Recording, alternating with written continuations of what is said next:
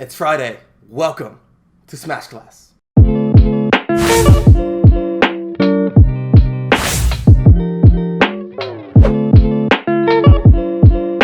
Today we're going to be learning a little bit more about the moves available to your character and how they work.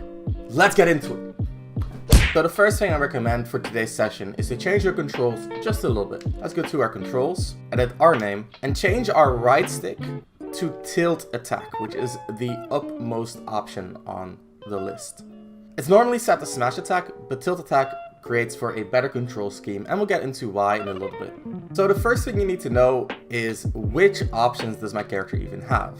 And every character has just about the same moveset. There's a few exceptions, but everyone starts with these basics. First of all, pressing the attack button without holding a direction gives you a jab. Jabs are fast, but they usually don't have a lot of reach, and they have a lot of lag. We'll talk more about that in a bit. Then we move to the next strongest attacks, which are the tilt attacks. You can perform a tilt attack by tilting your control stick to the side and pressing A, or tilting the control stick down and pressing A, or tilting the control stick up and pressing A.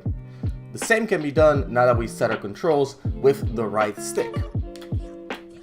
As you can see, tilt attacks are a little bit slower than the jab, but they are also a little bit stronger and they have a little bit more reach. So where the jab won't reach, a tilt will. Tilts also have 3 directions, so if you need to hit someone low or to hit someone out of the air, you can use your tilt attacks for that. And then finally, on the ground, we have our smash attacks. These are done by smashing your control stick to the side and pressing A, or smashing your control stick down and pressing A, or smashing your control stick up and pressing A. The reason why we prefer to have tilts on our right stick rather than smashes is that smashing your stick is a very easy motion to do, especially in the heat of battle. You just press to the side and A, and bam, there you go, there's a smash attack. Tilting your control stick in the heat of battle can be a lot harder. That's why we assign our stick to the tilts. The smash attacks are the other end of the spectrum, whereas our tilts are a little bit of a middle ground with being a little bit slower, but also a little bit safer. These attacks are slow, but extremely strong. So the focus for smash attacks is all about power. As you can see, say that I put my opponent to 100%. This is where a jab sends him. This is where a tilt sends him. And this is where a smash sends him. The smash attacks are paramount to killing your opponent. However, they are also extremely laggy. Finally, there's the dash attack we talked about, which turns your A presses into attacks when you are in the running animation. Then we have our specials. Specials are very unique per character. Again, we have a special when the stick is neutral. We have a special when the stick is to the side. And we have a special when the stick is down. And we have a special when the stick is up. So it's the same pattern as with your attack button. There's a neutral, side, down, up. And for special, there's a neutral, side, down, and up. Also keep in mind, some characters have special that change in the air, like Link. So if Link does up B in the ground, he just spins around. But if he does up B in the air, he starts flying upwards. Understanding these differences can help you a lot with getting the right move at the right time. Finally, there's the air. In the air, it is the same paradigm, however, there's a little bit of extra. So there's a neutral attack in the air. There's a forward attack in the air, which I recommend you do with the stick, the right stick. There's a downwards attack in the air, again, preferably done with the right stick.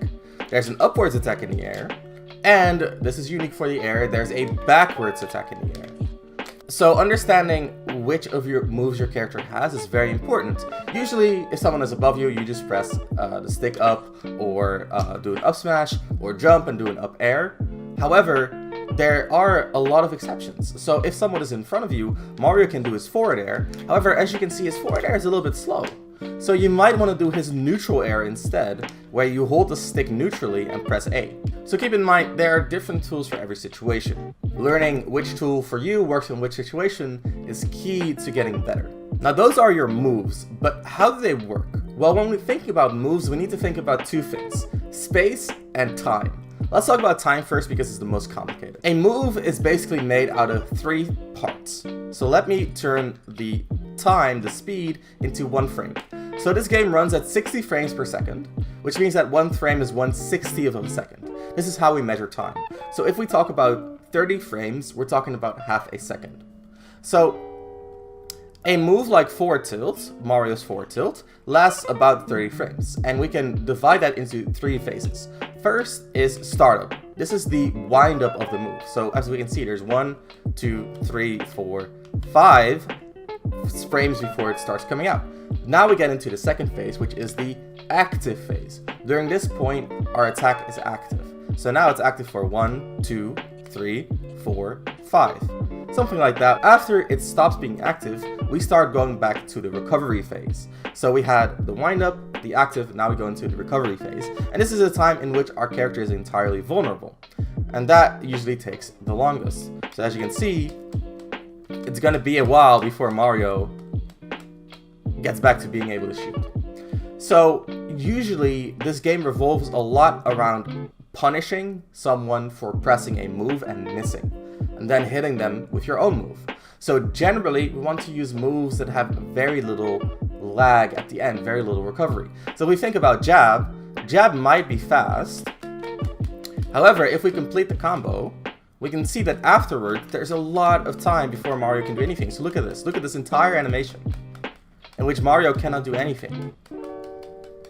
So while jab is fast, it also puts you in a lot of lag, and that is the opportunity cost of that move. On the other hand, a move like down tilt, it's also fast, however, it has a lot less recovery. See, by the time Mario's done twirling, he can go back to shielding. And the same goes for your aerials. So the nice thing about aerials is that as soon as you hit the ground, they have a very small animation and then you can shield. So aerials are actually the safest move in terms of time that you can do, because when you hit the ground, there's about 6 frames and then you can shield. 6 frames is 1/10 of a second, very, very little time. So keep in mind that if you manage to jump at someone, you can do one of these aerials, land immediately after, go through a very small animation, and then shield immediately. So it's very hard to punish someone for doing aerials. This is why in competitive play, you can see someone jump so often, because look at how safe this is. There's very little recovery. Whereas if I do a smash, I have a long animation before I get to shield. And Mario actually has some of the safer recoveries on his smash attacks. So that's time. We have to think about startup, active frames, and recovery. Now there's space, and space is a lot more simple, and it's basically how big is your hitbox. So we can go back to normal time. So like I said, a jab might be fast, but it doesn't reach far enough to hit the opponent, so we might want to use the forward tilt. If forward tilt doesn't reach, we might want to use a forward smash. So using the right move for the right situation is both about how fast do you want the move to be and how much risk do you want to take to make it fast, as well as what space do you want to occupy. So keep in mind, time and space. What space do you occupy and how much time do you have to spare? If you have a lot of time to spare, I recommend doing aerial moves. If you don't have a lot of time to spare, I recommend doing something like a jab or maybe a tilt. Usually smashes are reserved for moments where your opponent is very vulnerable because they hit your shield or they missed a strong move themselves. So test around, look at how your moves change in the air. Which moves do you have? Your side special, your side A, your dash attack. It's all different for each character and they all fulfill a unique purpose. That was it for Smash Class. Hope you enjoyed this week's episode. As usual, I hope to see you guys next week for some more information on competitive Smash. For now, guys, stay smart.